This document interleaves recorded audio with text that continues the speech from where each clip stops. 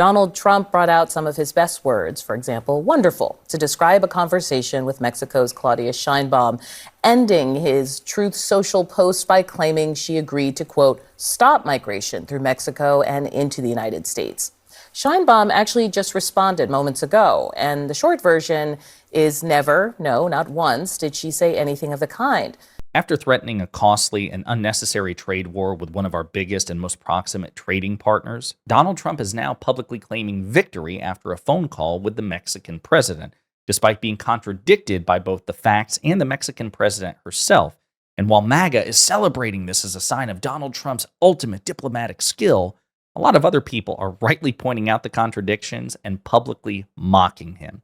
But before we unpack all that, if you end up liking this video and you want to support the channel, please be sure to hit the like, subscribe, and alert bells before you go. All right, friends, this is a follow-up to a video that we did a couple of days ago in which Donald Trump publicly threatened, even though he's months away from becoming president, he won't be inaugurated until January 20th, 1201, and President Biden is still the president of the United States. Donald Trump, a few days ago, went on social media and publicly threatened to slap a 25% tariff on all imported goods from Canada and Mexico, two of our three biggest trading partners and two of our most proximate trading partners, neighbors to the north and the south.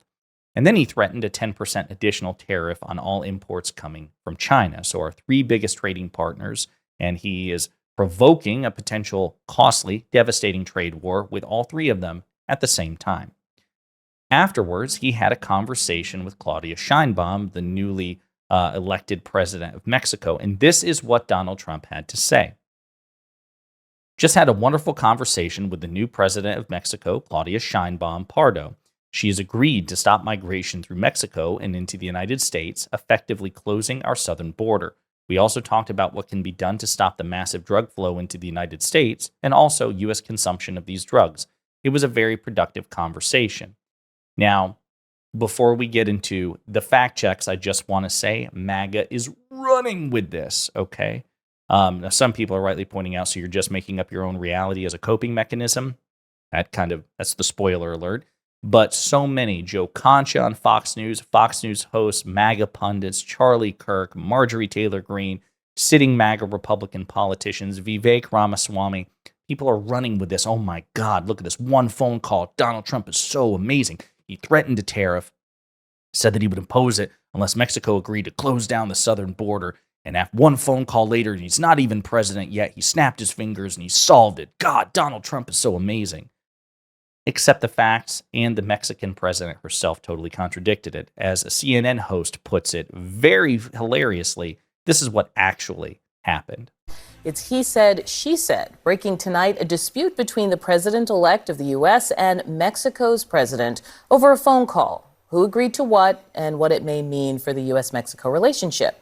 Donald Trump brought out some of his best words, for example, wonderful, to describe a conversation with Mexico's Claudia Sheinbaum, ending his Truth Social post by claiming she agreed to, quote, stop migration through Mexico and into the United States. Sheinbaum actually just responded moments ago, and the short version is never, no, not once, did she say anything of the kind. Sheinbaum on X was writing, we reiterate that Mexico's position is not to close borders, but to build bridges between governments and between peoples. So Donald Trump lied, just flat out lied, just flat out misrepresented the substance of the phone call with the president of Mexico. As Snopes puts it, no, Mexican president didn't stop migrant caravans after Trump threatened tariffs. Claimed the president of Mexico stopped migrant caravans heading to the U.S.-Mexico border in response to threats from tariffs from Donald Trump. False. Okay, it goes into this as well. This was not true. Sheinbaum's letter made it clear that the policy stopping caravans from arriving at the southern border were in place during the Biden administration and were not the results of Trump's tariff threat. For example, Reuters reported on November 8, 2024, before Trump had publicly threatened tariffs against Mexico, that the country would, quote, stick with the policies aimed at stopping migrants, implying that those policies had already been in place. According to the New York Times, migrant caravans starting in Mexico rarely make it to the U.S. border.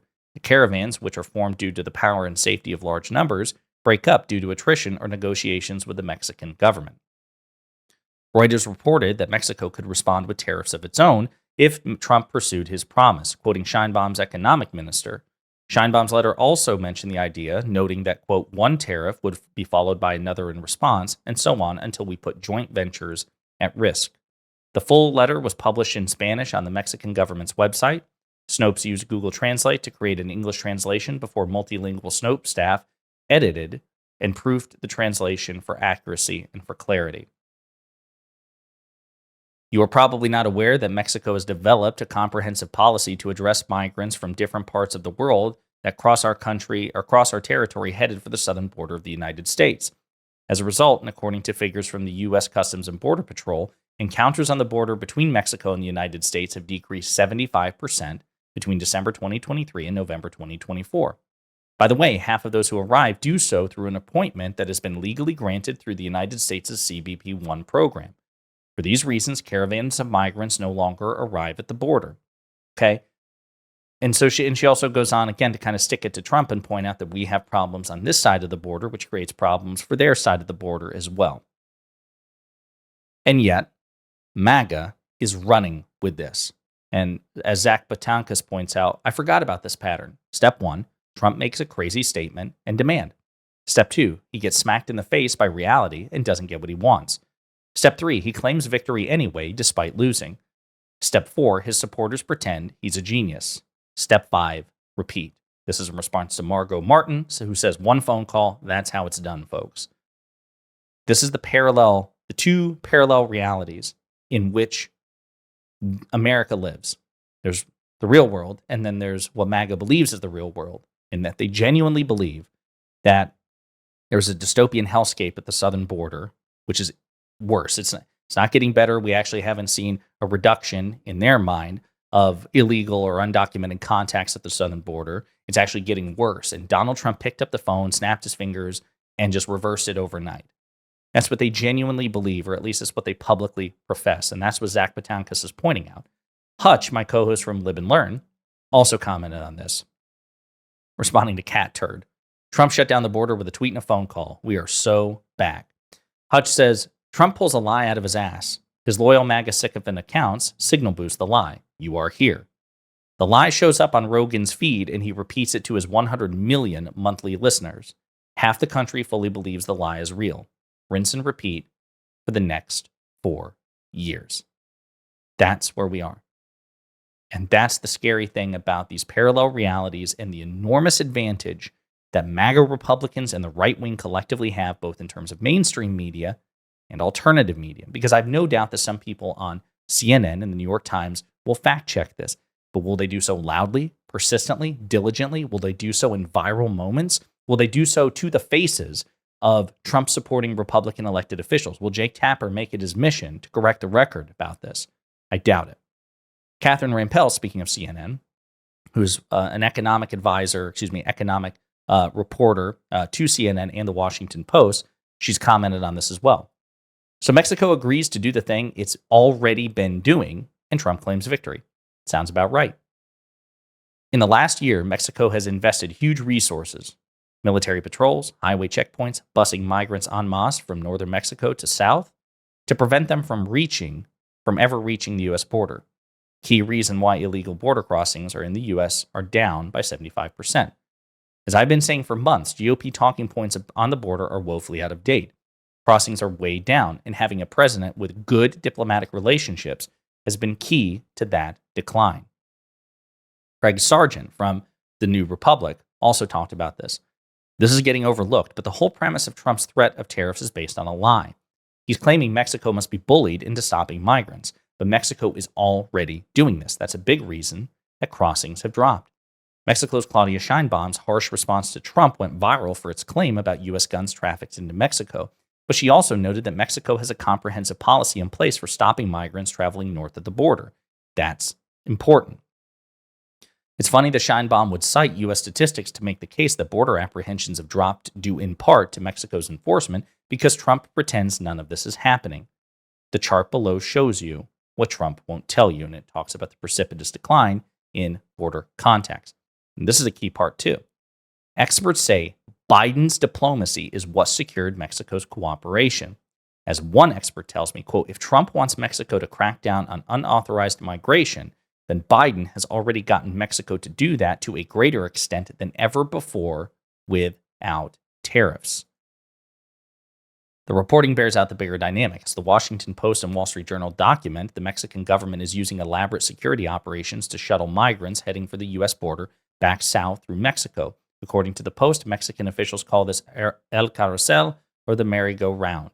Some experts see Biden's private diplomacy with Mexico's previous president, AMLO, as a critical ingredient in making all that happen. This cooperation, plus Biden's recently imposed restrictions on asylum seeking and its CB1 app program, are all major contributors to this year's lower apprehension numbers, Isaacson said. And then that quote about Biden being able to do this without tariffs. As another reporter points out, President-elect Trump made the situation at the border central to his campaign. But Trump is on track to inherit a 4-year low in illegal border crossings due to Mexican enforcement and Biden's asylum limits. Former INS Commissioner Doris Meisner called it the ultimate irony. And of course, Trump is being rightly, publicly mocked for this. Both leaders referring to the Sheinbaum Trump phone call, both leaders characterized the call as positive. The two spoke after Trump on Monday threatened to impose a 25% tax on all products entering the United States from Canada and Mexico as soon as he takes office. This week's news was somewhat reminiscent of Trump's claims ahead of the 2016 election that he would make Mexico pay for 100% of a proposed wall at the U.S. border. Enrique Peña Nieto, Mexico's president at the time, disagreed, and Mexico did not pay. Social media users sarcastically celebrated Trump's fictional victory this week. All it took was one call. Donnie Deals, journalist Sam Stein posted online. Mike Nellis, a former aide to Vice President Kamala Harris, said, quote, Trump thinks he convinced the president of Mexico to stop all migration across the border, LOL. Olivia Troy, who was a White House official in Trump's first term, offered a translation of Trump's comments about Mexico. Just had a conversation with the president of Mexico who didn't allow me to bully her, which left me very confused about my charm. She pointed out this is very bad for me if I do these tariffs. Check out some other reactions below. Amazing stuff. Fentanyl and immigration are solved, folks. Trump, Mexico is effectively closing our southern border. Mexico, no plan to close the border. That was from friend of the show, Brian Tyler Cohen. Matt Iglesias, centrist political commentator, says Trump creating a fake crisis with Mexico over fake tariff threats only to settle it in exchange for fake concessions all over a holiday week when he's not even in office yet is a reminder of how exhausting yet boring 4 full years of this will be. And just like that, Trump will claim credit for the entire last year of Mexico's crackdown on migrants, and millions of people will lap it up. So, again, it's important to remember Trump is not president yet, and he's already making waves. He's threatening a 3-pronged trade war with our 3 biggest trading partners. The markets are roiling in this respect already, including automotive stocks, which are dropping as a consequence because the automotive industry would be hit very hard by a 25% tariff on Mexico and Canada.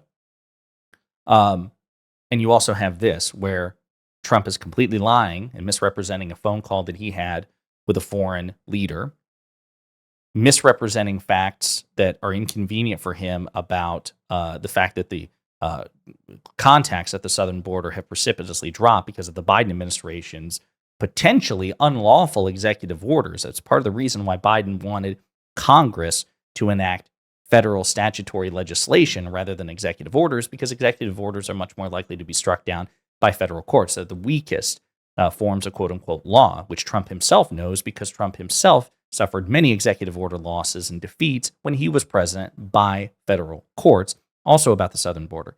I digress. Border contacts are down because of Mexico's cooperation with the Biden administration, and the Biden administration's own actions. Trump is going to try to take credit for this.